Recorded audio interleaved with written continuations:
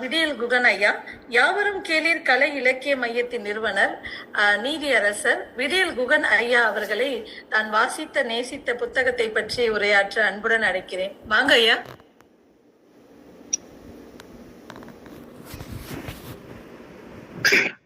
அனைவருக்கும் வணக்கம். கேக்குதுங்களா? சிறப்பா கேக்குதுங்கய்யா. நிமிர் இலக்கிய மட்டத்தின் நிறுவனர் அருமை நண்பர் சகோதரர் திரு பாபு சசிதரன் அவர்களுக்கும், நிகழ்ச்சியை அழகாக தொகுத்து வழங்கிக் கொண்டிருக்கின்ற கிருஷ்ணகுமாரி அவர்களுக்கும், மற்றும் வருகிறந்திருக்கக்கூடிய நிமிர் இலக்கிய வட்டத்தினுடைய நண்பர்கள் அனைவருக்கும், இதுவரை சிறப்பாக நூல்களை பற்றி பேசி சென்றுள்ள அனைவருக்கும் எனது முதல்க்கு நன்றி கலந்த வணக்கத்தை தெரிவித்துக் கொள்கின்றேன். கொடுக்கப்பட்டுள்ள நேரம் 5 நிமிடம். அதற்குள் முடிப்பது என்பது விடமாட்டார்கள். அதனால் முடிந்த வரைக்கும் முடித்து விடுகிறேன். ஆக நான் எடுத்துக்கொண்ட நூல்கள் அண்மையில் 25/5/2024 சேலத்தில் தமிழ்நாடு முற்போக்கு எழுத்தாளர் கலைஞர் சங்கத்தில் வெளியிடப்பட்ட 2 நூல்கள்.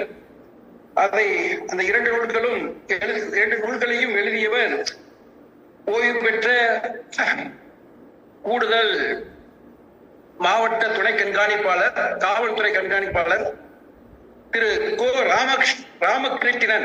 ராமகிருஷ்ணன் என்று சொல்லியிருக்கிறார் என்பவர். அவர் ஓய்வு பெற்று 10 ஆண்டுகளுக்கு மேல் ஆகிறது. அவர் ஓய்வு பெற்ற பிறகு அதற்கு முன்பாக கூட நிறைய படைப்புகளை தொடர்ந்து எழுதி கொண்டிருக்கின்றார். அவருடைய இந்த 2 நூல்கள் பெயர் ஒன்று வெந்து தனியும் மனசு.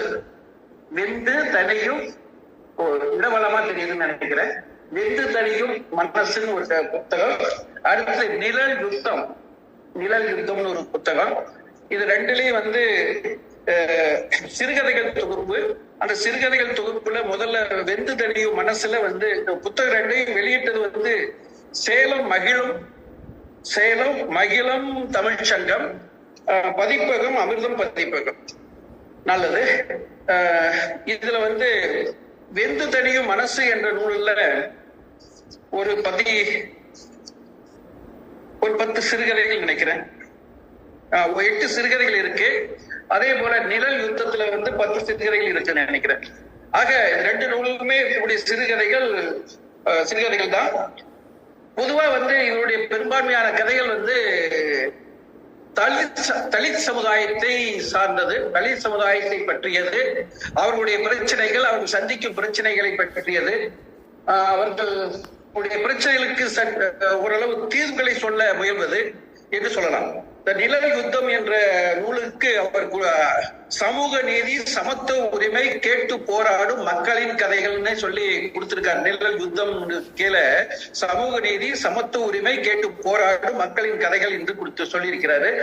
அது போல அதுக்கு இணங்கவே அதனுடைய 2 நூல்களிலுமே அந்த சமுதாயத்தினுடைய பிரச்சனைகளை, சவால்களை எப்படி எதிர்கொள்வது என்பதை பற்றி, அதில் எப்படி யதார்த்தமான சூழ்நிலையை பற்றி சொல்லக்கூடியதாகவே இந்த கதைகள் அமைந்திருக்கின்றன. அதில் நான் இந்த 2 புத்தகங்களிலும் ஒரு கதையை மட்டும், தலா ஒரு கதையை மட்டும் எடுத்து சுருக்கமாக சொல்ல விளைகின்றேன். முதலில் வெந்து தனியும் மனசு என்ற நூலில் வழிகாட்டிகள் அப்படின்னு ஒரு கதை. அந்த வழிகாட்டிகள்ங்கிறது இந்த கதை ஆசிரியர் அவருடைய பார்வையில் கதையை சொல்லிக் கொண்டு போகின்றார். அவர் காலனியில் குடியிருக்கிறார்கள். காலனியில் இருந்து வேலைகளுக்கு செல்லக்கூடியவர்கள் வேலை பெற்றுக்கொண்டு வேறு இடங்களுக்கு சென்று குடியேறி விடுகிறார்கள். அங்கு அவர்கள் தன்னுடைய ஜாதியை கூட சொல்லிக் கொள்ளாமல் வேறு ஜாதியை சொல்லி எல்லாம் வாழ்கிறார்கள் என்றெல்லாம் சொல்லிவிட்டு, அவருடைய தந்தை கிராம நிர்வாக அலுவலர், அவருடைய தாய் செவிலியர், அரசு மருத்துவமனை செவிலியர். இவங்க அவருடைய தகப்பனார் கிராம நிர்வாக அலுவலர் நாம் காலனியில் தான் இருக்கணும், காலனி மக்களுக்கு உதவி வாழணும், நாமளே நம்ம சமுதாயத்தை புறக்கணித்து விட்டு அந்நியப்பட்டு போய்விட்டால் சமுதாயத்தின் முன்னேற்றத்தை கொண்டு வர முடியாது என்ற கருத்தை சொல்லக்கூடியவர். அவர் எப்படிங்க அப்படியா? ரொம்ப நேரம் ஆயிடுச்சா? சரி. அதுல அந்த பையன் வங்கி தேர்வு எழுதி வங்கியில ஊழியராகிறாரு. ஒரு சமயம் வரும்போது வழியில ஒரு வீராசாமின்னு ஒரு கேரக்டர் வர்றாங்க. அவர் வந்து ஒரு நல்ல ஒரு இருசக்கர வாகனத்துல நல்ல நல்ல நிலையில சென்று கொண்டிருக்கின்றார். ஒரு பணி இருக்கிறது, அதை முடிச்சுட்டு வர்றேன், ஞாயிற்றுக்கிழமை சந்திப்போம்னு சொல்லிட்டு போறாரு. அவரை பற்றி நினைவுகளோடவே அவரோட வீட்டுக்கு வர்றாரு. அதுல வந்து இவர் வந்து குடிச்சிட்டு ரொம்பவும் தாறுமாறான வாழ்க்கை வாழ்ந்து கொண்டிருந்தவர். திருமணத்துக்கு பிறகு மனைவியை குழந்தைகள் எல்லாம் மிகவும் அடித்து தொந்தரவு செய்து கொண்டிருந்தவர். ரொம்ப கேவலமான வாழ்க்கை வாழ்ந்து கொண்டிருந்த இவர் எப்படி இப்படி ஒரு நல்ல நிலைக்கு வந்தார் என்பதை யோசித்துக் கொண்டே வீட்டுக்கு வருகிறார். வந்த பிறகுதான் தெரிகிறது அவர் இதே போன்ற நிலையில் திருமணத்துக்கு பிறகு இருந்தபோது 3 முறை காவல் நிலையத்திற்கு அழைத்து சென்று மகளிர் காவல் நிலையத்தில் வைத்து நன்கு மரியாதை செய்து அனுப்பி அவரை திருத்தியுள்ளார்கள். அந்த திருத்தத்தின் விளைவாக அவர் சம்பாதித்த பணத்தை மனைவியிடம் கொடுத்து சேமித்து அதன் மூலமாக ஒரு கணிசமா ஒரு 3 லட்சத்தை சேர்த்து அதன் பிறகு அந்த வீடு அவருடைய சின்ன குடிசையை மாற்றி ஒரு நல்ல வீடு கட்டி அவர் ஒரு நல்ல நிலைக்கு வந்தார் என்ற கதையை சொல்லிக் கொண்டு போயிருந்தார். அவர் அந்த மாதிரி வாழ்க்கையில் முன்னேறுவதற்கு வழிகாட்டிகளாக அந்த கதை ஆசிரியருடைய பெற்றோர்கள் இருந்தார்கள் என்பதை சுட்டிக்காட்டுவது போல அந்த கதை அமைகிறது.